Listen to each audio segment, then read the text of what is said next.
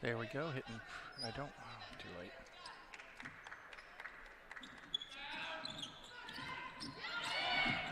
Okay.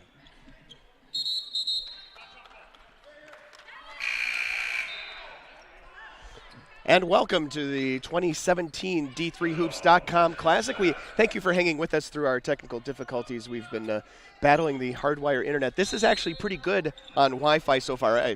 I should knock on wood, I suppose, because I've just ruined everybody's good luck or bad luck as we take a couple minutes to get you reset here. Welcome to the D3Hoops.com Classic. I'm Pat Coleman, joined by Dave McHugh. 8th annual event, and this is the first game of 15 here this weekend. We always call it a weekend. I believe today is Wednesday. I don't even know. It's Thursday today, isn't it? Thursday, Pat. See, I don't even know. So we could call it a weekend. That's good. Here in Las Vegas, Nevada, our friends at the South Point Arena and Equestrian Center, our hosts for the 8th consecutive season. And we have our first game of 5 here this afternoon, technically this morning, between Trine and the University of Wisconsin-Stout. Trine with a 13-8 lead. We'll quickly refresh the starting lineups, although that's not necessarily who's on the floor at the moment, especially for Stout, who played only 11 players in the first period, and that's a bit of a come down for them. There's Amber Fabeck with the ball in the low post. Her shot no good. Haley Martin battles for the rebound. Fabeck and Martin tie it up, and it will go towards Trine. So Trine is in the gray with the white numerals and navy blue trim. They will be attacking the basket to our right here in the second period. For UW-Stout, they are in the blue with the white numerals and gray trim, and they are working on the basket to our left here in the second period. Stout comes in with a record of 6-3, coached by Mark Thomas in the WIAC out of Menominee, Wisconsin, and there for Trine, Courtney Wise, a freshman with her bucket. First bucket of the afternoon. It gives Trine its biggest lead at 15-8. Dearson swings it left side for Diedrich. Kincaid Diedrich dribbles into the lane, kicks it outside for Bailey Dearson. 3 on the way, no good. Little short, but Fabeck right there with the rebound and the putback. And it's her second bucket of the period, and it cuts the lead to 5. The Trine starters were Shelby Oldham, Cassidy Williams, Haley Martin, Brandy Dawson, Katie Steers. Martin had a huge first period here with 6 points, 5 rebounds, and 4 blocked shots. And there she traveled. She stepped on the end line. But quickly running through stats, first period stats for Trine. We'll get you up-to-date stats instead as UW-Stout takes a timeout. This will give us a second to talk through. Martin with 6, Katie Steers with 4, Montana Martin off the bench with 3 on a three-pointer for Trine, and Brandy Dawson with 2. Trine 6 of 14 from the floor, 0 for 3 from downtown, 3 for 3 from the line. They have a quick 16-12 rebounding edge over Stout. Stout being led by Haley Seifert with 3, Fabeck with 2, Brown with 2, and Emily Jaques with 1. Add another bucket for Fabeck on a refresh of the live stats, and she's got 4 points. 2 for 9 from the floor, however. And Stout really struggling from the floor in the early going, 4 for 23 from the field, 1 for 8 from downtown, and also 1 for 4 from the line. And Dave, this will be the first of many times we'll mention it this afternoon and evening, but Stout is shooting in the end of the arena, which is typically the better sight line. Yeah, I think last year was the first time we started to see maybe that wasn't truly the definition of the rule. But yes, usually a little bit better sight line with a black backdrop, not as far back either. Well, and Stout plays in a relatively large and kind of pretty generic field house at home. They should not be unaccustomed to deep shooting lines. I will say it's a little warmer here than I'm used to. Temps in the high 70s, I should say. It's nice. In here in the building, you mean? Yeah, it's in the 60s outside. 3 ball is good. That's a big three-pointer for Haley Seifert with the shot clock down at 5. Cuts the lead to 2. Especially coming out of a timeout. Exactly. Trine comes in at 10-0, and if you doubted how legitimate that 10-0 was, it's punctuated by a 50-47 win against Calvin, one of the perennial contenders and often a national contender. Calvin a little down this year, but still one of the powers in the MIA. You can't discount that win at all. I mean, that is a solid victory. And if you talk to anybody in the MIAA, they are very cognizant that Trine is not a flash in the pan. Nice steal there by Cassidy Williams.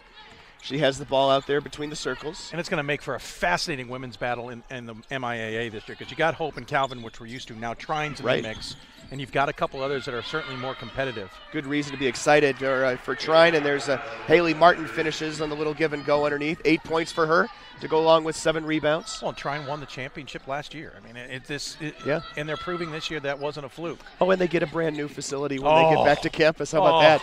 I feel bad for them. Oh, yeah. 4K HD screens, ginormous seating capabilities. Granted, when you're in the MIA, you've got a lot to compete with. I was going to say, that'll make it the 3rd best gym. Yeah, I know. Maybe with the best video screen, but the 3rd absolutely. best gym in that league. And a tie-up, and it will be possession arrow pointing towards Stout. 17-13 our score here as we're coming up on the midway point of the second period. No media timeouts in these games. We've got 5 games today.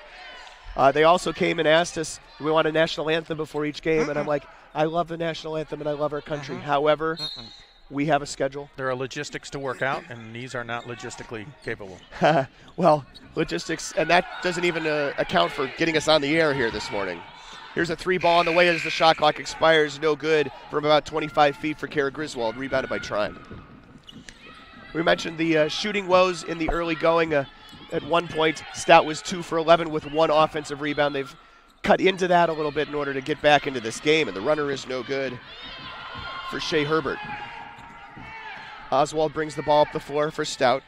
Swings far side for Griswold. Now underneath, dribbling. Baseline jumper for Oswald. Around and off, no good. And rebounded by Herbert. You know, I got to be honest with you, Dave. Last year when I came here, like 6 months after my retirement from D3Hoops.com. You really haven't retired. I know. Well, that's like true. My father. But it was like, I tried to do play-by-play of a game. It's like, I was the worst play-by-play guy here. I feel better today. I feel a little better. Hell, I haven't called play-by-play of a game in like 12 months. In 12 months. Don't worry. One game we'll in give you a 24 months or something. You got a screen up here at the top. Yep. Next fouls, these games move pretty quickly, thankfully, and our officiating crew has done a nice job here keeping the game moving. Katie Reese, Gary Horton, and Vince K is what's here in the box score. It was like Kesmazik or something like that. Something they couldn't spell in the box score, apparently. But that is just the second team foul for Trine, 1 for Stout here in the early going. Yeah, we're used to this crew. These crews move these games along. That's the other advantage, and they don't allow any wasting of time. Well, and one of the things that we like to remind people when they come out here is you're going to see a different style of officiating at some point during the course of the season. Absolutely. If you hope to advance in the NCAA tournament, eventually you're going to go to another part of the country. You're going to see a different style of officiating, and you're going to have to adjust. And there's movement in the NCAA now to dissolve of that. It'll take a while for that to take effect. Exactly. Yeah. It's going to take a few years for that to truly. And these officials are I would argue, closer to the norm than we see around the country. So these are not Division III officials because there aren't any Division III teams in this part of the country. Right. Of course, technically, all officials work on multiple levels too, which is hard for people to comprehend. Shot clock down at 7. Trine defense just swarming. Dearson does, however, find a way to the basket, and she cuts the lead to 2, 17-15. You talk about the Trine defense, one of the top 5 defenses in the country statistically, and you see it. Is that like scoring defense? Yeah, scoring defense. 44 points a game, somewhere in the top 5. I don't have it in front of me right now, but and you can see it. Swarming, moving quickly, hand in the face, hard shots. You're going to earn your baskets here. And this is a big test for them. Other than the Calvin game, UW-Stout is probably the most prominent team, and there's a runner that is good by Shea Herbert that Trine has faced. Right. Not necessarily, maybe better teams, but this is a WIAC team. And the basket is good, and the free throw opportunity coming up here. Yeah, a little too much contact on the shot there. Flashing to get a hand in the face there was, I believe it was Kayla Freeman. Correction, it was Dawson, and Dawson picks up the foul. But you're right, Stout may not have, Stout has a decent record coming in, don't get us wrong, 6-3. It is a WIAC team. They battle some of the best WIAC teams in the country, or teams in the country, period, in the WIAC. And you'll see a different style here, too. Absolutely. They'll press you. They'll play 16 players. Trine has played Defiance, Kenyon, Denison, and Oberlin out of the North Coast Athletic Conference, which is not they're not the strongest teams in that conference. They're not playing. Those aren't against the DePaws and that sort of thing. They played Hanover and Franklin from the Heartland Conference. They played Heidelberg from the OAC, and then they played conference games against Alma, Kalamazoo, and Calvin. And then, of course, not to look too far ahead, but tomorrow. Oh, yeah, tomorrow they play Big Amherst. test against That's number 3 all. team and defending champion. Which is exactly how we set up the schedule, I know. Exactly. Katie Steers with the basket for Trine, puts the lead back up to 21-18. Honestly, if Trine comes out of this weekend 1-1, they've done themselves very well. If they come out 2-0, it's a whole other story. Well, and it would be you if just don't want to come out of here 0-2. no doubt. If they come out 1-1 and tomorrow's game is 50-42 or 50-47 or something like that, then that's really distance. good. Yeah. Yeah. Because you could come out 1-1 and lose to Amherst By 56-29. Yes. I've thrown out a bunch of low scores there. I don't know if you noticed. Yeah, both teams very defensively strong. But Stout taking it to Trine here, and that's what I'm catching so far in this one, is they're not afraid. They're going at them, and I'm not expecting them to be afraid of Trine. But they're definitely going toe-for-toe with them, as Trine's head coach having a conversation with the officials, Ryan Gould. Well, and, Trine is perfectly willing to take the pace of the game that Stout is offering them. Absolutely. Minute 33 to go until halftime. Might be one of the more faster-paced games we see on the women's side this weekend. It would be nice to start the day with that. Yeah.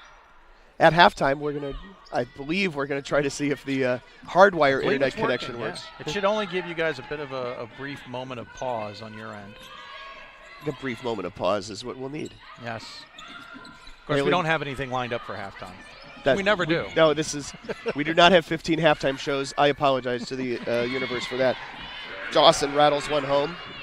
Lead is back to 5 with $1:12 to go. Good ball movement from Trine. Obviously, a team that has to use ball movement to their benefit. That's just the nature of their offense. Banks. Look at that defense. Just they just collapse on Banks. She manages to get the ball away to a teammate, but that ball is tied up, and it will be Trine basketball. To make the reference, there's a huge wrestling tournament going on while we're here, which has never happened. Literally, just as you down walk the hall. through, yeah. And Lily had a wrestling moment there for 2. Yeah, I think there was that's the 2-point takedown and the 1-point reversal. I did see that. There's no riding time points. Usually we're the only thing in the air unless bowling, and bowling doesn't affect us. Bowling too, yeah. But I had to wade through about 50 people sitting on the ground just to get into the arena this morning. At 7:30 in the morning. Yeah, 7:30. Trying to stay on East Coast time this year. Cassidy Williams swings far side for Steers. Back to Williams up top. 10 seconds on the shot clock. Camille Lira with the basketball. Dribbles in, stops at the foul line. Outside for Haley Martin. Stout. Back out to Lira. Shot clock at 3. Floater in the lane, and it's off the back iron. No good. Battle for the rebound is won by Stout. A little surprised. Stout playing a little bit of a sag defense. I'm surprised they're not extended out to the arc as much as they are. And that's air ball. Oswald's shot is well short, yes. Just expected them to be a little bit more, I think, extended out against Trine, but they're letting Trine have the arc. And almost kind of a sag matchup type of defense. Yeah, Trine is willing to let them do it. Trine's only taken 3 threes. Here's a steal. Big turnover there for Stout. Shot at the, not quite at the buzzer is no good, and that is how the first half will end. So Trine got out to a big lead early. Stout worked its way back into it. Trine got a bucket to push it back out to 5, and that's where we stand here at the half of game 1 with Trine leading UW-Stout 23-18. We'll come back after we do the finagling here with the internet connection. We'll do halftime stats then. But thanks for joining us, and we appreciate you sticking with us through that first quarter where you were watching nothing. That's important to us. Back at the D3Hoops.com Classic in a bit.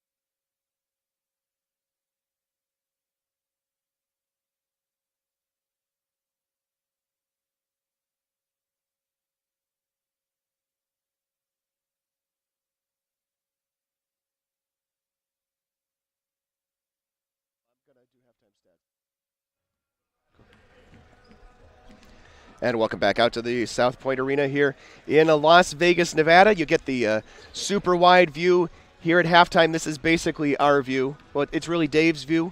My view is about 5 feet to the left of this first half, which saw Trine take a 23-18 lead into the locker room against UW-Stout. We're going to start with the Stout side of the ledger. Stout, true to form, played 12 players in the first half, led by Haley Seifert with 6 points in her 12 minutes of action, 2 for 2 from the floor, 2 for 2 from downtown.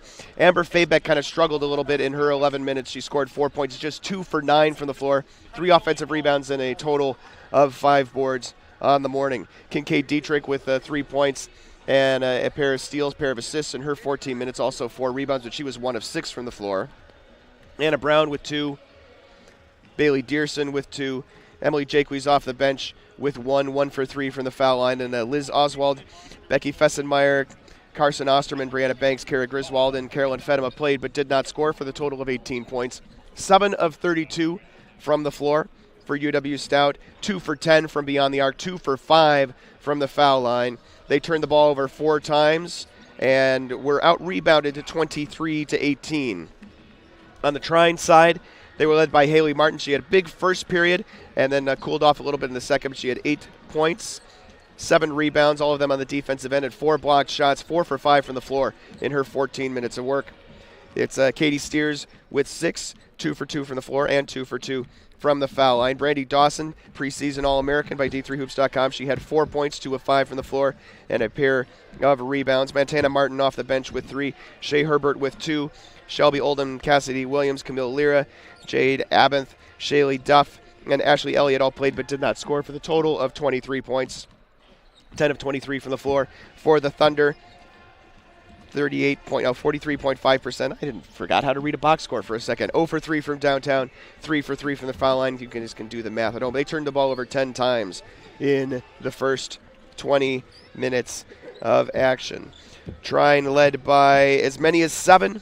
As when it was mentioned, it was, I would know what it was, 15-8. I said it out loud at the time. That's usually what helps me remember.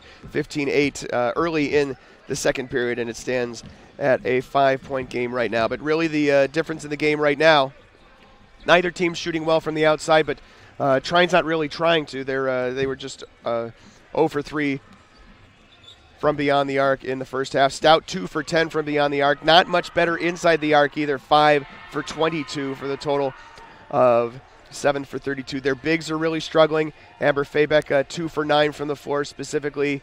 That's a bit of struggle for them, but their perimeter players are struggling as well. Kincaid Dietrich 1 for 6.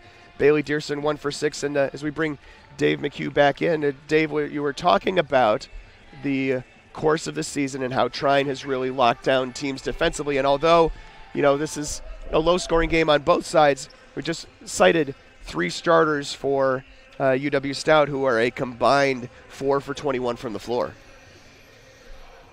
It's the challenge really for teams.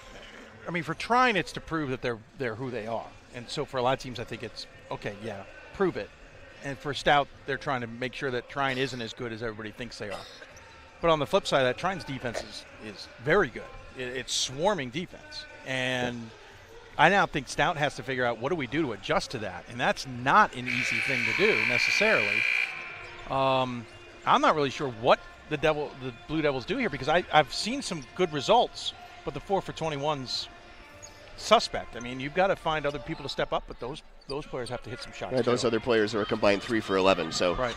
Even aside from those big 3 who are having issues, there's been issues all up and down the floor. And, of course, this is where they move into the bigger end of the floor, the one with the 90-foot backdrop behind the shooting sight lines. And Fabeck's first shot, little baby hook, no good. And that's how we start the second half. A reminder that Trine is in the gray with the white numerals and navy blue trim. They're working on the basket here to our left. Blue Devils are in the blue with the white numerals and blue trim. Trine with a 23-18 lead. There's a loft pass into the interior, not kicked back outside. Haley Martin, open 3, and she nails it. And the big thing there for me was the fact that Dawson knew where she was and was in trouble. Yeah. and was still able to fire a perfect pass to the top of the key. Yeah, no panic, no rush. Knew exactly what she needed to do, and you get an assist out of that, which is nice. 26-18, biggest lead of the morning. Three-pointer no good. Felt a little rushed. I don't think that shot needed to take place. Felt like she was out of options and just took it. So that's Martin with the ball. She's 6'2". She's a senior from Auburn, Indiana. Now with the ball on the near wing is Williams. Every bit of 6'2". Yeah, up top with it is Nope. Dawson. That's true. It's a legit 6'2". Oh, yeah. Although I have not stood next to her. Usually I use my 5'11" and 7/8 as a measuring stick, so to speak. Kincaid Dietrich with a nice finish. Yeah, that came off of a Fabeck steal. Fabeck positioned well against the aforementioned Martin. They tried to lob pass into Martin. Listen, Fabeck's listed at 6'2" herself. She may be a half inch shorter, maybe an inch, but you can't lob it in with Fabeck standing there too. So not the best decision trying last trip down the court. Martin brings Fabeck a little bit further out to defend her after the three. Dawson with the basketball. Now it's Lyra. Whoops. Lyra and, travel.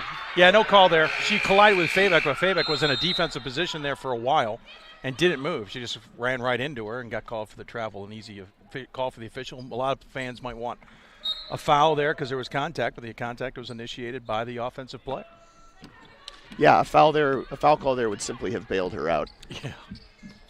She was looking for maybe some help there. Fabeck was parked waiting defensively. She's got the basketball. Now swung far side for Fessenmeyer. Up top, Anna Brown. Oh, nice feed. Yeah, that's Fabeck. Fabeck off the glass, no good. Battles for the rebound. Unable to get it back up, however, she's fouled. Yeah, the foul's going to be called on Williams, who tried to reach in from the floor, and that's never an advantageous idea. But the big key there was the pass inside by Dietrich, a quick pass, because Fabeck was in position, and I'm going to have to say it, Fabeck's got to take advantage of that opportunity. Yeah, Fabeck just a sophomore. I would agree that make your first move to the basket, then faster, and then go actually up harder. And then make a second move, a successful second move. She brought the ball down. That caused all the problems. Nice feed again. Yep, a little bit too strong off the glass, though. She's obviously got Martin in her head. Where is she? Where could she block my shot? She's probably not used to playing against a lot of 6'2" players like her. That's true. And Martin is not only 6'2", but she's long arms too. Huge wingspan. It's not like the YX not big. No. They are, but you still don't get a lot of 6'2" type players. That's usually an advantage, especially in Division III. We can go all the way back to the Rhonda Jill Millers of the day of tall height, but they don't usually have that many on against them, as the first free throw is good. Yeah, not a lot of fouls called in the first half. Bailey Dearson had 2 fouls. Nobody else had more than 1 on either side. And both foul shots are good for Katie Steers, and the lead is back up to 8. First of 15 games, not all of them today. That would be a record. Whew. We only have 1 arena, 1 floor. And 1 broadcasting crew. We have 1.5 broadcasting crews. Fair. There's a floater that is good, about an 18-footer that hits for Seifert. Yeah, if Stout can just make sure to hit the shots when they've got the opportunity and get a couple of defensive stops, this game's going to be nip and tuck the rest of the way. Yeah, they had a lot of trouble as a wow. I guess that was, I don't know, that was not the greatest of passes that Martin made up for it, and then that was a pass. The shot. Yeah, that's what I was trying to decide whether I was going to determine whether I was going to say that was a pass or not. I looked it. I mean, you could argue maybe it was a really bad shot. Right, exactly. Great defense. It wasn't great at either of those things, let's put it that way. Steers coming in there and getting a hand into the passing lane as that ball came in. It looked like it was going to be an easy layup opportunity. And of note for Stout here, as Fabeck will leave, and entering the game to replace her is Jaquez. They lose 3 inches in that. Jaquez, thank you. Don't have my pronunciation guide right in front of me. Pronunciation, anyway, that's the wrong sport. We definitely have an all-name team here as Martin gets into the passing lane. No pronunciation 101s in this sport? Oops. I do football now. It looked like Seifert was kind of looking the other direction before she got the ball in her hands. I think she started to decide what to do before making sure she had possession, and it's a turnover towards Trine. Shaylee Duff, Camille Lyra, Haley Martin on the floor right now, along with Katie Steers. Lyra's shot no good. Coaching staff wanted to travel. It wasn't a travel, but it also wasn't the best of shots. So speaking of bailing out, I think Lyra that time was hoping for a bailout, and she was in a bad position for that shot. And the officials, listen, one thing we've learned over the years of the 2 sets of officials that we've gotten in our 8 years here, they don't buy stuff here. Yeah, they don't listen to what you have to say. No, and they don't tend to buy plays like that to try and bail out a player. 10 on the shot clock. Williams dribbles up top of the key. Swings near side for Steers, looking inside for Martin, can't get it to her. Here's a 3 on the way from the perimeter. Air balls, it goes out of bounds, and the shot clock expires, so it'll be Stout basketball. Shaylee Duff with not the best of shots there.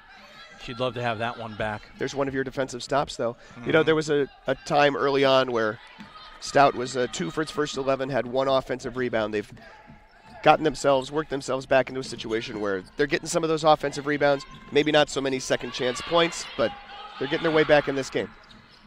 Shot off the glass and hits every side of the rim before finally going down for Anna Brown. A couple of notes we should point out. Coming into this, Trine's 16th best shooting team in the country, 4th best defensive statistic, allowed points 44 a game, and 18th best on protecting the arc.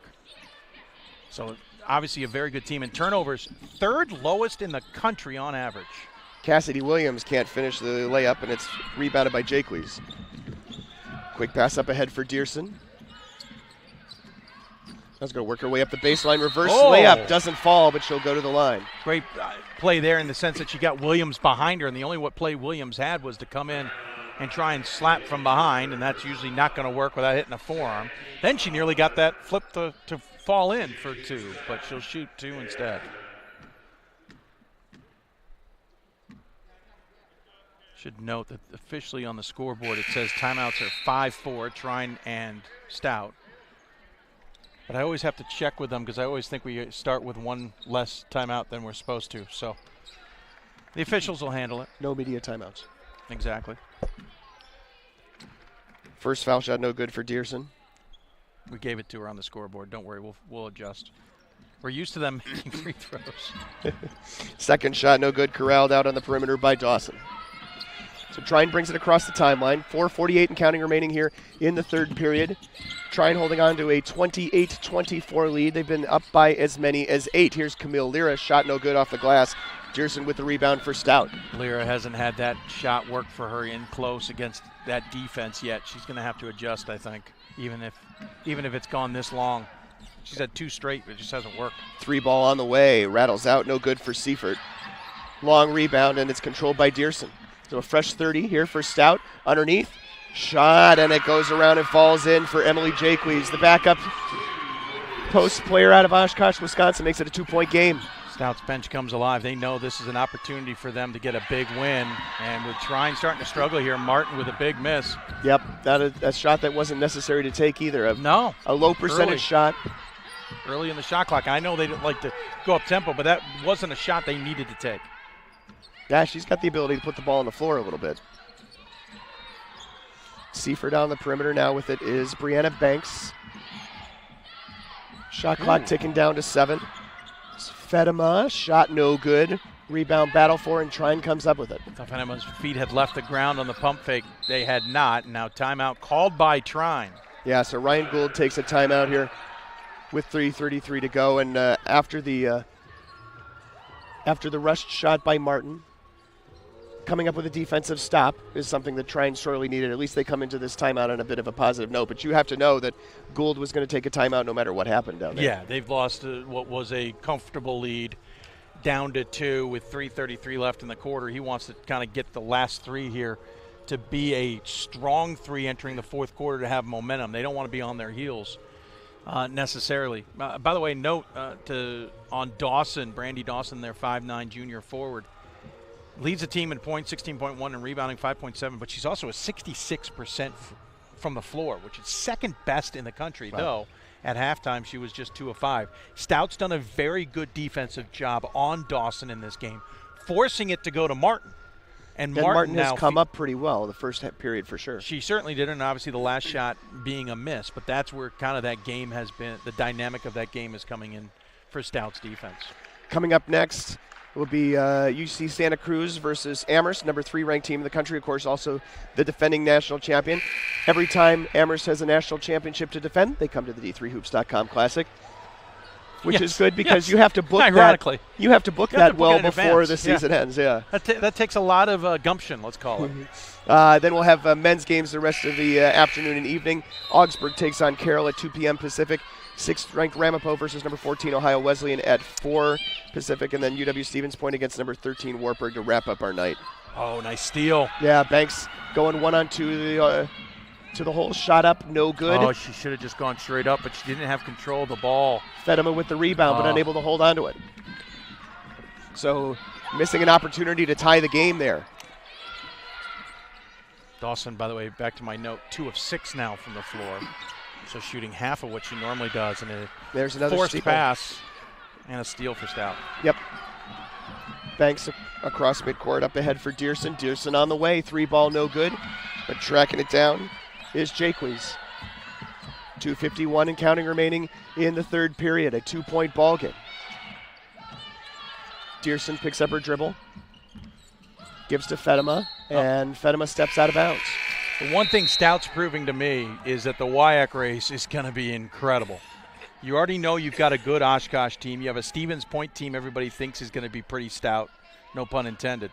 Stout's now entered that mix as well. Granted, Superior has left for a few years now, so it's maybe not as deep, but if it's at least a 3-horse race, that makes the WIAC tough. Oh, I didn't even mention Whitewater, by the way. I think Whitewater is actually the one that was picked to win it. This could be a 4-team race, and we've seen them get 3 teams in the NCAA tournament before. And with only 8 teams in the conference now, they don't start conference play until after the holidays, so they haven't played a conference game yet. Here's Dawson with a nice little floater, puts the lead back up to 4. Great little shot from Dawson. That's why she's a preseason All-American, Dave. Yeah, I think that's one of the good reasons why. I say this confidently, having had nothing to do with it. Yeah. No decision-making process on my part at all. Dawson's not involved. Not going to like that shot. I think her hands were a little bit past vertical, which is why the call was made. She got across the arm. Unfortunately, we don't have replay capabilities. And we do, but we don't. That's not our... I can do it. It's just not worth the hassle. You're going to crash the computer, I'm sure. First shot good for Brown. Actually, I can handle it.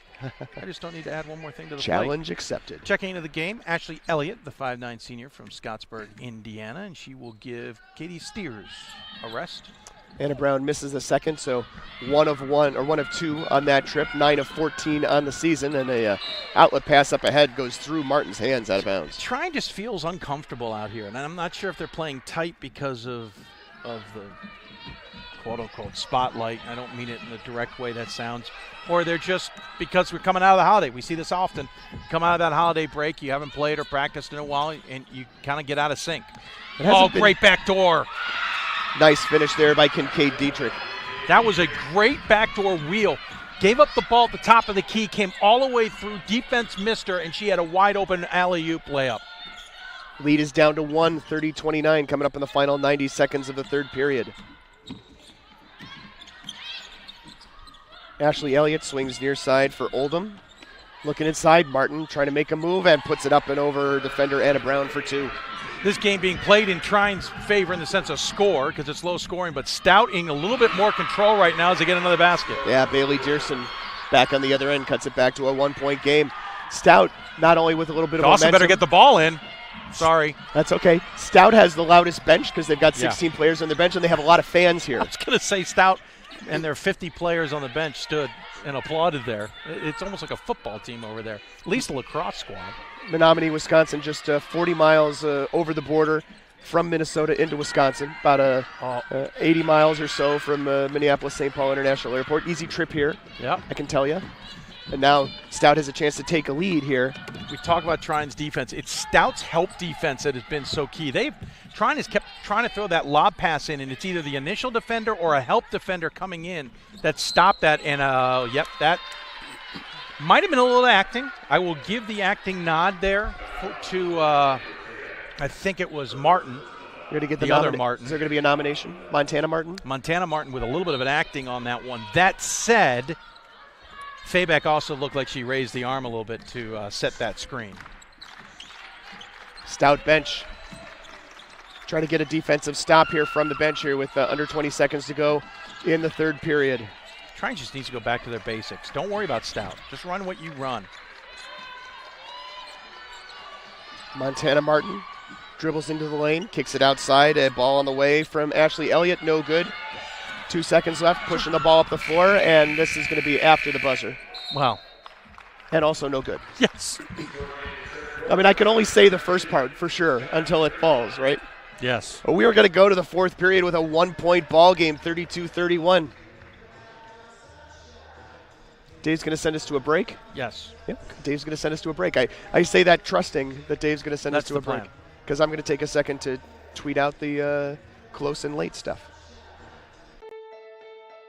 For the love of the game. That's what it's all about, they say.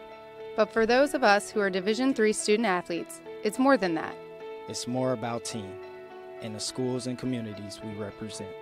And for the many of us blessed with the strength to compete in sport at the college level, we understand that with what we were given comes a special obligation. Our obligation to help those who have their own special needs and whose love for the game is no less intense. That is why NCAA Division III teamed up with Special Olympics. Since August of 2011, we and others from Division III campus communities have volunteered more than 250,000 hours, time away from the classroom and practice field, reaching across the country to coach and mentor Special Olympics athletes. And to learn that in giving, we receive so much more in return. Help us keep that dream alive. Be part of it. Get involved. You can make a difference.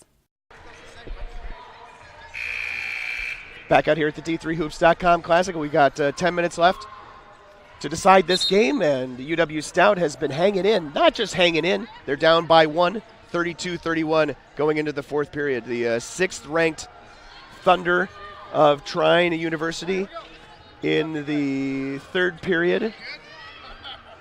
Shot just 3 of 11 from the floor, 1 for 3 from downtown, 2 for 2 from the line. Stout didn't fare a whole lot better, 6 of 14 from the floor, but that was enough for them to climb back into this game. They were down by 5 at the half, now down by 1, now up by 2 with Faybeck hitting a 3. That is a huge shot from Faybeck. Now that upset alert tag I threw on at the period is official. Faybeck, best shooter from deep of those who have taken a legitimate amount of shots this season. 37% and got that one to fall. Haley Martin off the back rim from deep, no good, and rebounded by Diedrich. Faybeck feeling it from the same spot, and this one rattles around and off, and Dawson there for the board. But this time Martin made her earn it because she definitely made that shot a little bit more challenging. Oh, Dawson thought about it. I know Dawson to be much of an outside shooter. Yep, but you were talking about 1 for 3 on the season. Trine running their offense. Run their stuff. Get into your stuff. Don't try and do stuff you're not used to. And Dawson taking a 3 there would have definitely been that. Camille Lira with a nice little turnaround jumper. Ties it back up. Didn't get too far in. That could have caused problems. She found her shot, and that was a pretty one. 34 our score, 8:42 to go. Now Martin in regulation. Martin playing Faybeck a little bit tighter outside.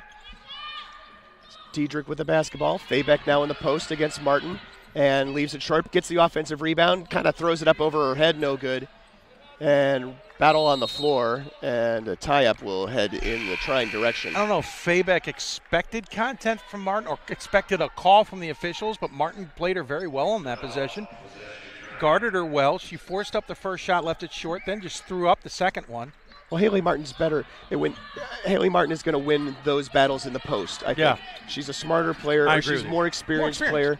And she's got the big, long wingspan that we talked about. And, Faybeck is going to learn over the course of the next couple of years how to do that if she's going to progress in her game. Absolutely. I mean, Martin's got 2 extra years of experience for sure. Exactly. And you can see some of it, I think. There's Lyra's shot, no good. Faybeck there to collect the board, though. Struggled inside like that. That time she should have hit the shot, and she just missed it. I wonder if she's expecting content to get a foul, and I believe going to go against Steers. Well, I mean, if you're Lyra and you're listed at 5'10", you're going up against big players in the interior, you're probably right to expect contact. This is a Stout program that has had their coach around for 31 years, now the longest tenure in Stout history. I left this note in because I knew you would appreciate it. His first free throw is good. Terry Petrie coached baseball at Stout for 30 years. Okay. That has now been trumped, obviously. Nice. But hats off, by the way, to Mark Thomas, because he's also been an assistant football coach, an assistant baseball coach, an assistant softball coach, and the equipment manager all at Stout. And I believe he may still be the equipment manager. He was a longtime D3Hoops.com top 25 voter, too. There you go. One of the originals, I believe. Lead is back up to 2 for Stout after the 2 free throws by Bailey Dearson. Martin with the ball at the foul line.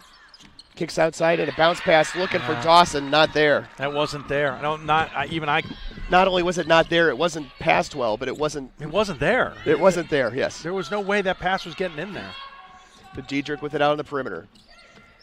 Stout with a 2-point lead. Faybeck guarded closely by Martin. Hands it off for Diedrich. Diedrich dribbles in from the left side, no good, and rebound by Martin. 17th or 18th turnover for Trine on that possession, and that's just not Trine. Stout has forced them into some awkward situations. That's what Stout does. Yeah, and they pressure you 94 feet. Well, maybe not 94 feet, but they pressure you a lot. And when you play 16 players, you can do that. And a nice baseline move and a basket for Katie Steers. Much needed basket, too, for Trine. Beautiful drive, and then understanding where she was to put that shot up. Steers in double figures, ties it up at 36 apiece. That's Faybeck with the basketball, guarded, as you can see, very closely by Martin. Martin just closed in and then just kept Faybeck. Faybeck wanted a call. There's no call there. Well, Martin played her well. And Faybeck is winded, too. Faybeck needs a break, but I don't know how they can take her off the floor. Well, they've got Martin wide open. Yeah, you're going to have to now.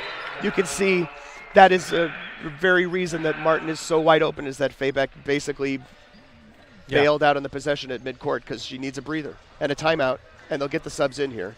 Yeah, and in the meantime, they had Jacob Weiss ready to come in, and you could see that, but you're right, she was winded. And again, they're used to being pressure, but she's 6'2", and they're used to getting subs in a little bit quicker. And she wanted contact on that call. There was no call there. Martin played her wonderfully. So, yeah, a little bit. I mean, Faybeck averages. And then Martin sprinted down court. Faybeck averages 21 minutes a game. Yeah.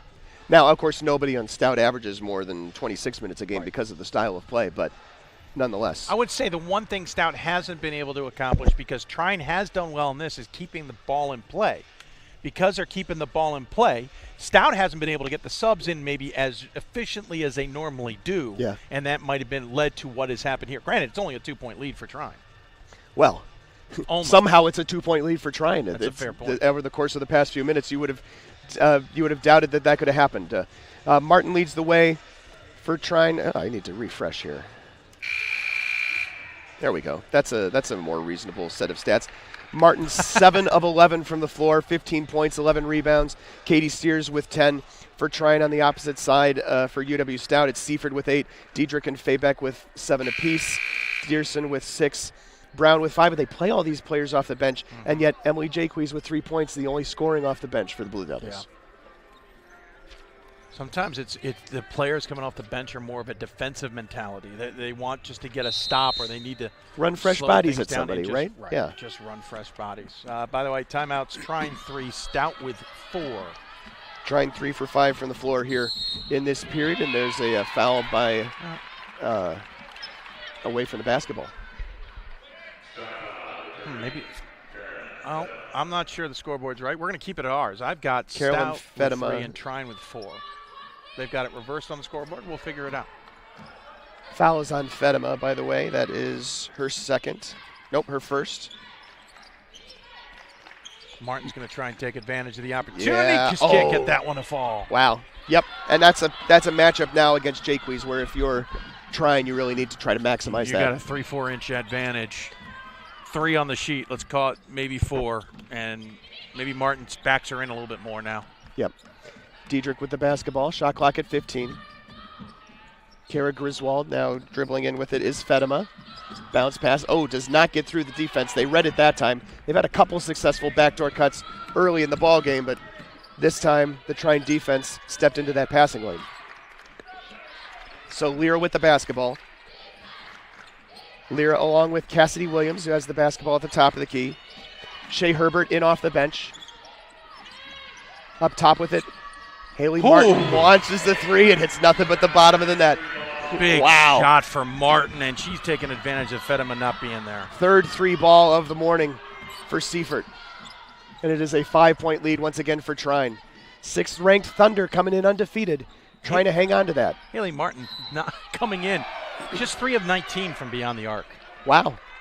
Well, now she is 6 of 23, which is much better. That's over 25%. Yeah, there's a little nugget for future MIA coaches who might be watching. That's not a fluke number. She's starting to like that distance shot.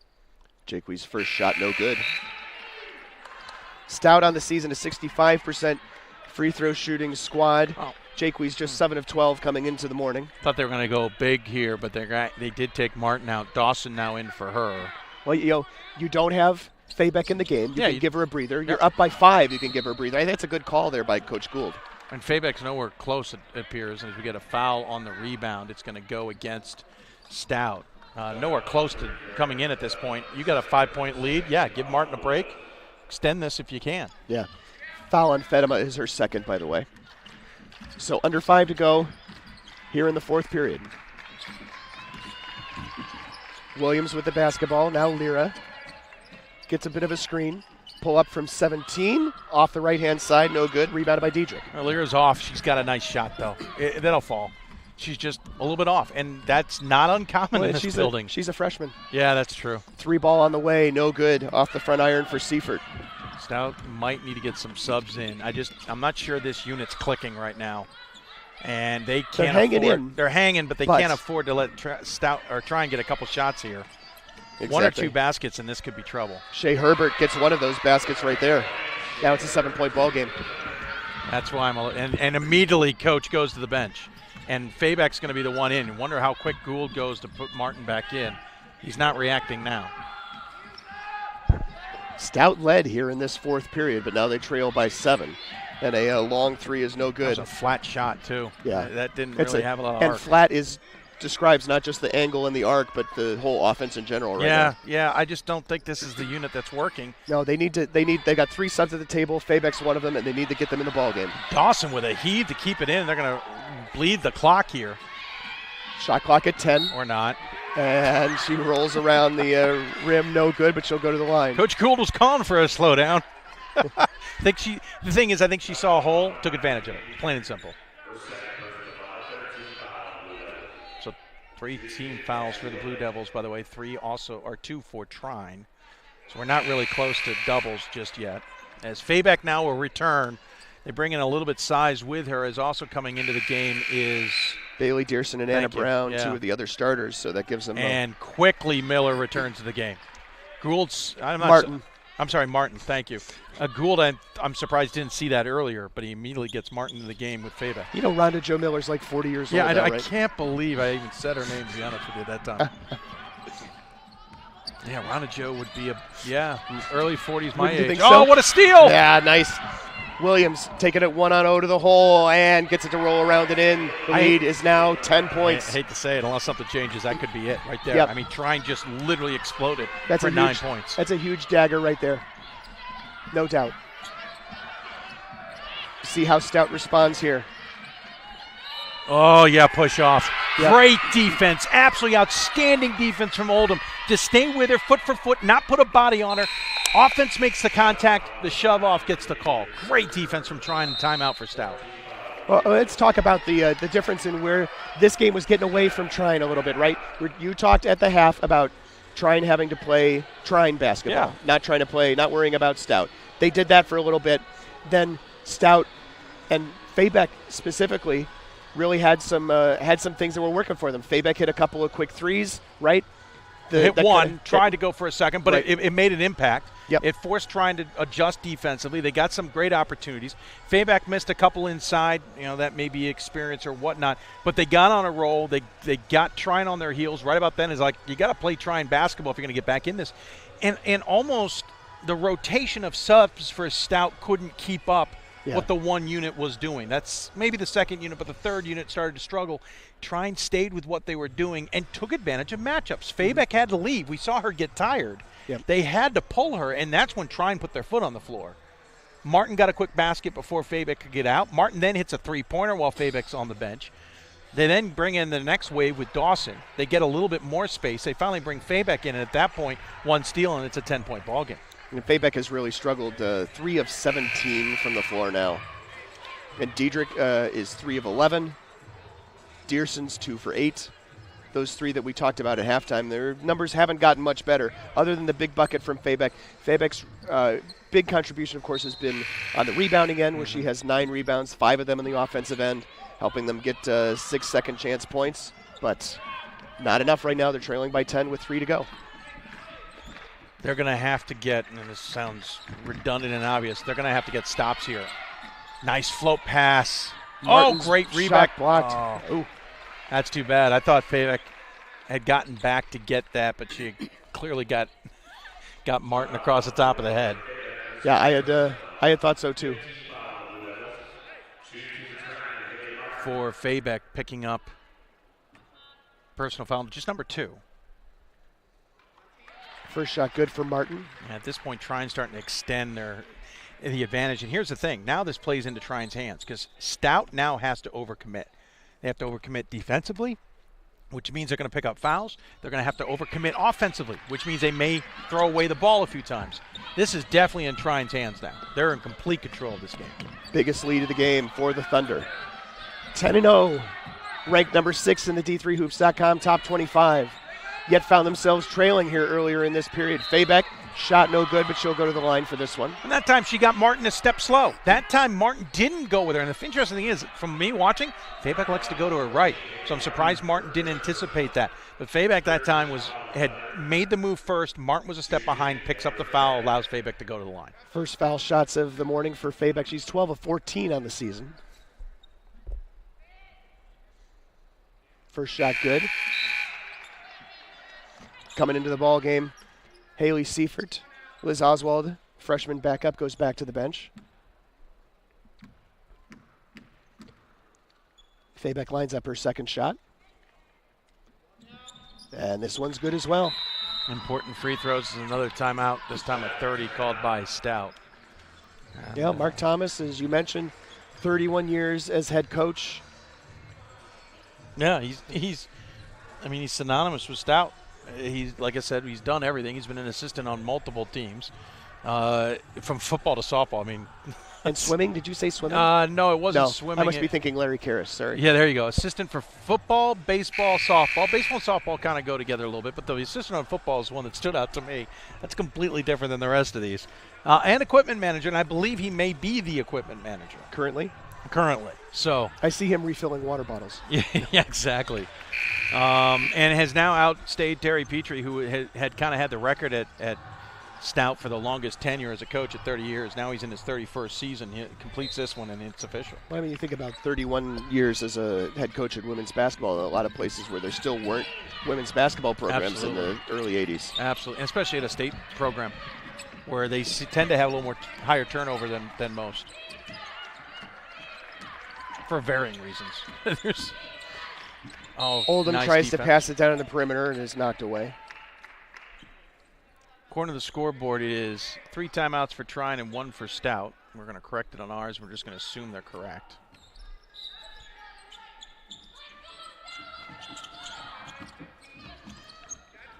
Yeah, just Coach looking Gould. to run some clock. Exactly. Yeah, got time. And you don't go into a stall necessarily, but you don't.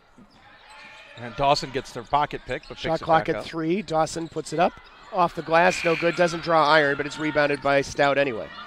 Somehow Stout comes out of a pile with the ball. Diedrich with the basketball. 2 minutes to go and then loses the Wow. handle. Oldham right there to collect it. It's just Trine has stepped up when they needed to, and that's what's the amazing part. They haven't played a great game. The first half, I would say, was definitely not Trine basketball, but they have stepped up when they've needed to. That pass wasn't there. Martin, and Gould almost says the same thing. Hey, you don't have to do that.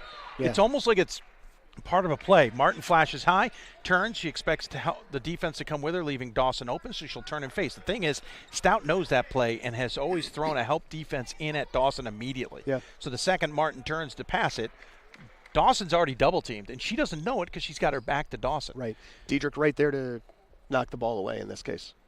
A little delay here as apparently the ball rolled into something. I suspect water. Presumably. The water's over there. We're long enough away from the last time any horses were rolling through here. I was going to say, we're in the desert, so. Yeah, that's true. Water won't last long. Oh, it landed in a plate of food. Thank you. Of all the things you could find in this arena, that wasn't the one I would have expected. I wouldn't mind finding a plate of food later, not right now. No. Dawson at the foul line drive shot, no good, rebounded. Dawson's not comfortable. Yeah, she's played well, but she's clearly shooting-wise not having her prototypical game. Seifert with the basketball. Minute 21 to play. Stout still down by 10. And they got to get a shot now or this is over. And there is Dearson which way trying is to it force her way in. Both officials are going to have a conversation about it. So I guess both of them worry that the other had a different call. Nope, they're gonna call a hold on the defense. Hold synonymous for there was a foul. We're just not sure exactly what to call it. So we're in the double bonus now as well. So that will give Stout a chance to earn some points here at the free throw line. It's the fourth personal foul for Martin. Yep. And I think you don't worry about it with 74 seconds left. Ooh, Martin's first shot good. Where Martin got banged up on that because she's kind of bouncing in her post. Her shoes, by the way, look like ski boots. I'm already thinking about Martin tomorrow against Amherst. Ooh. That's a significant size difference. Yeah, and that might be the one place Amherst doesn't have an advantage. Right. But that said, it's not like they haven't played against tall true. players. But you have a double team. They played Tufts like 17 times last year, right? And Martin and Dawson, I mean, that's a heck of a duo. If they can play well, that could end up being a game. Here's a steal. Nice steal. Nicely done by Dearson. Dearson going to the basket and is fouled by the defender. Nice job by Cassidy Williams getting back there to force some defense and force a tough shot. Both teams have done pretty well in the recovery defense, I'd like to call it. Transition defense, a better way to probably say it. 9-point game with 50.1 to go. Our next game isn't until noon Pacific time, 3 Eastern, between UC Santa Cruz and third-ranked Amherst. We'll have full coverage of that for you, of course, along with the other. As long as the internet works, Pat. Hey. Whoa. I'm just getting it out of the way now. Hey. Just getting it out of the way. We don't say the I word here. We're a website, dang it. Dearson's second shot, and that one rattles out. Dawson, gets the tie up. Possession rolling over the top to Stout. Hit the floor a little bit hard, I think. No, I'm not going to guess when a player hits the ground. Yeah, she definitely got hit hard, and the neutral trainer, we'll call him, from the tournament is out to see. This is Anna Brown. I saw her mouth. I'm okay. I have a feeling maybe it was a winded issue. Maybe, I don't know. No, I mean, I don't want to guess. She hit her head hard. Her head, yeah, exactly. I'm watching the. Yeah, I just saw her kind of. She's looks like she might be a little dizzy. She kind of had a few false steps there. So the trainer will do he's got no affiliations whatsoever, so he will do his due diligence to be sure. Oh, I would say all trainers do their due diligence these days. Yes, absolutely agree with you. And a timeout is called here by the Blue Devils. They've got one left. 48 seconds to go. We mentioned coming up next, although there will be a little bit of a break before that. We have UC Santa Cruz, the Banana Slugs, taking on the Mammoths. Banana Slugs against Mammoths. It's an interesting mascot battle. That's at noon Pacific time. Our women's action tomorrow features Occidental against Hamlin. That's our first game at 10 a.m. Pacific time, 1 p.m. Eastern. Figure out where you noon are. Central time, yeah, exactly. Followed by the centerpiece of our women's basketball action, the third-ranked and defending champion Amherst Mammoths against this Trine team. You and I were talking last night. I don't think we've had a game that many that highly ranked teams in the women's side. Even on the men's side, we're going to have a bunch of ranked teams this year. And you've got 14-13, 6-1, all here at the tournament, and a usual perennial ranked team in Stevens Point who's a little off. So quite a collection of teams, and as a result, heck of some good battles. Yeah, we had FDU Fulham here back in 2014 when they were, I think, 2 years off of their title. Is that right? I believe you're right. Yeah, I think they won in 2016. We've had Carthage here when they've had some good years. They may have won that year. Yeah, I don't remember. This is why I retired, so I wouldn't have to remember these things. Now I can just call basketball games. Nice little floater, good for Griswold. Cuts the lead down to 6 with 42.5 left, and it is not. It's not a fait accompli yet. No. This is still a ball game. 30-second timeout called by Trine. Timeout situation. It is a single timeout left for Stout and 2 for Trine. As the assistant coach having more of a conversation with this squad, Andy Rang. Actually, is that Andy Rang? I think it is. I'm taking your word for it, my man. I don't know. Oh, no, it isn't Andy Rang. I believe that was Rob Hoffman. Wasn't ready for that curveball. No, you know what? We're not ready for a post-game interview for this one. I didn't even think it through. Yeah, my brain didn't go there. We'll be ready for next game when we won't need it.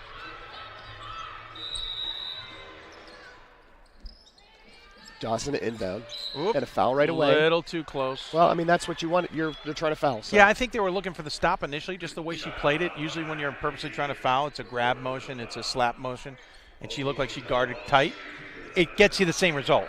Right. So there's no problem. Yeah, you get a quick result. It's either try and get for the steal, play tight defensively, or get the ball. Yeah, I mean, you failed to deny the inbounds pass, so basically at that point. First foul shot is good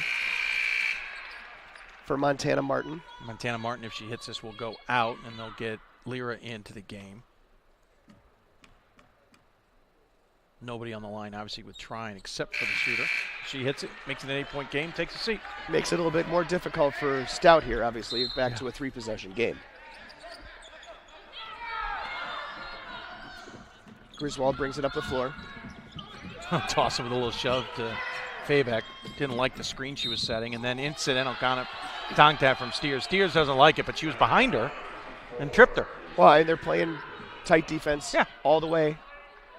All on the perimeter. It's a foul. Yeah. Steers doesn't want it to be a foul because it puts him at the line to shoot too. Right. That's the problem. Yes.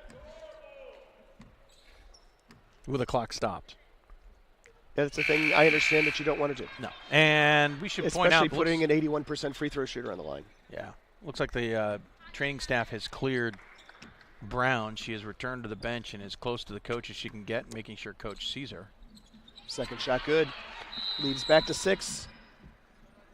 And a timeout called from Trine. All right.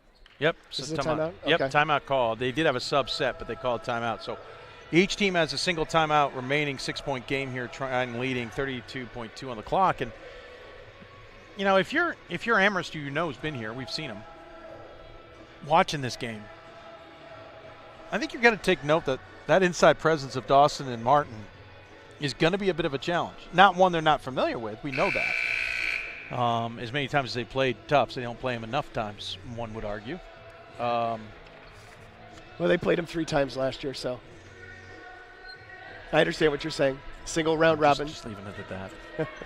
I am hearing more and more voices in the conference saying that they wish they were playing doubles, and they're saying them publicly now.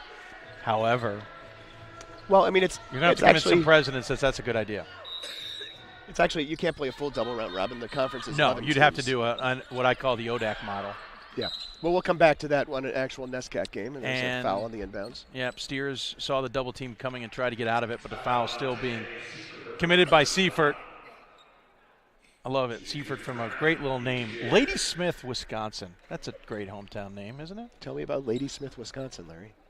Small town in a little bit of nowhere. It's hour-ish north and east of Eau Claire. Yeah, that is nowhere. Like an hour-ish north and east of Eau Claire. Oh. I don't think there's anything there.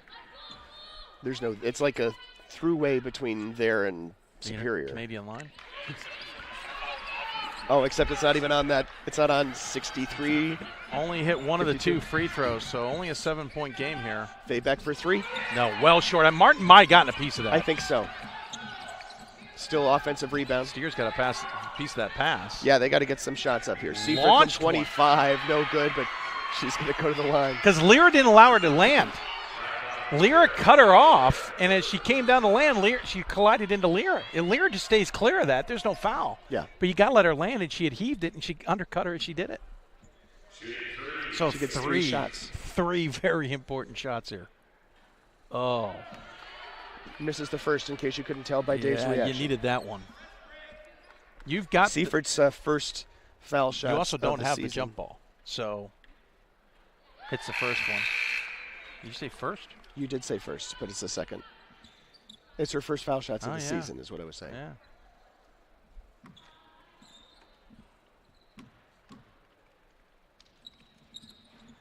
Makes 2 out of the 3. It's a 5-point ball game with 14.6 to go. 30-second timeout, which Stout we're calls her sorely final running timeout. out of. By the way, we thought we were getting out of here early on this game. I think you jinxed it. I may have. We're Rookie going to be mistake. running the less than 30 clock. Running my mistake. 14.6 to go. And Stout has battled back. Again, they had a 1-point lead in this quarter. You hit a rough spot where things just weren't clicking. Got down by as many as 10. And they fought back. It's now a 5-point game, and 1 steal, and things change quickly. And that's why Stout called the timeout. They know that this is a critical point. If they can get the steal on the inbound with 94 feet to work with. Now, interestingly enough, that timeout also precludes Trine from moving the ball up to the 28-foot mark because they didn't call the timeout. Sure. A rule I don't love, and this is the reason I don't love it, by the way. This Stout should be rewarded for getting a 94-foot defensive effort. Well, Martin gets it and they gets do. fouled. In this case, they do. Right. So Martin will go to the line. Third personal on, I believe it was Seifert, I should say, Seifert, with the foul. Martin has 67% free throw shooter. Nice form, just not the great right off the back of the iron. Not a ton of opportunities coming into the weekend either. No. 4 for 6 Yeah, which is interesting for a post player. Yeah. Especially of her nature. But not a back to the basket post player. No, certainly not. Dawson, more of that. Second shot on the way, and that one's good. That's going to make it very difficult. Again, a 6-point lead. They're going to try and use Faybeck, but nice defense from Martin and a low pass. Diedrich tries to draw the foul, doesn't get the shot to fall either, and this will put it in the books. So the final score, Trine defeats UW-Stout by the score of 52-46, a game in which Trine jumped out to a lead early, was up by 8 and comfortable for some time, and then Stout came, battled back into it in the 4th period, and then Trine pulled away at the end. Yeah, again, hats off to Stout. I think we all expected this to be a good game. I think we knew that Stout could play solid defense. We want Trine to come out of this 1-1 to live up to the expectations, as it were. They had a good battle there and fought through it. If you're a fan of the top 25 poll, Exactly. that's what you would expect to see. And I saw a good game to get things started here.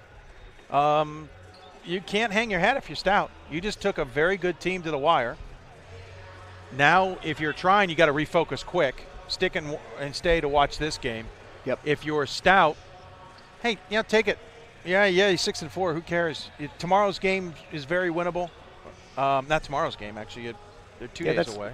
Which for Stout? Yeah. Against so they got time to recover and then play accidental and get come out of this 1-1 as well. Good game, really a good game by both teams.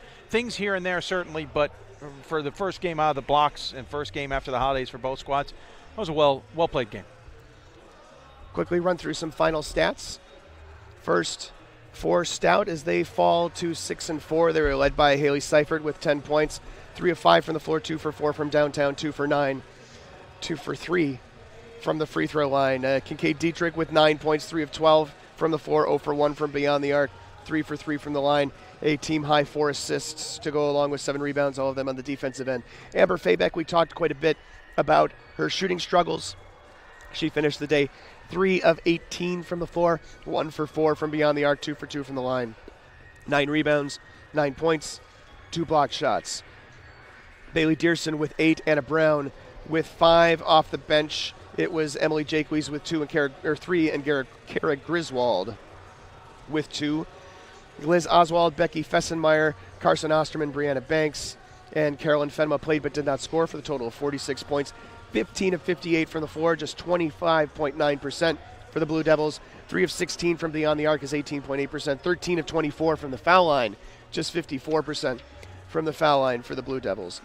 They turned the ball over 13 times, and they were out-rebounded 40-37 by Trine, who improves to 11-0, and they were led by Haley Martin with 21 points, 8 of 13 from the floor, 2 for 3 from beyond the arc, 3 of 4 from the line. She also had a game-high 12 rebounds and a game-high 5 blocked shots in 31 minutes of action. Katie Steers with 11 points, 3 of 3 from the floor, 5 for 6 from the foul line. Brandy Dawson with 6. Then off the bench, Montana Martin with 5. Shea Herbert with 4. Cassidy Williams with 3. Camille Lira with 2. And then Shelby Oldham, Jade Abenth, Shaylee Duff, and Ashley Elliott played but did not score for the total of 52 points. 19 of 46 from the floor for 41%. 2 for 7 from beyond the arc, 29%. 12 of 15 from the foul line, 80%. We mentioned the rebounding totals. They out-rebounded Stout 40-37. Trine turned over the ball 18 times, 5 of them by Cassidy Williams, but they got the win by a score of 52-46 and improve to 11-0. We're going to take a break, and we'll be back out with more coverage of the D3Hoops.com Classic in just a few minutes.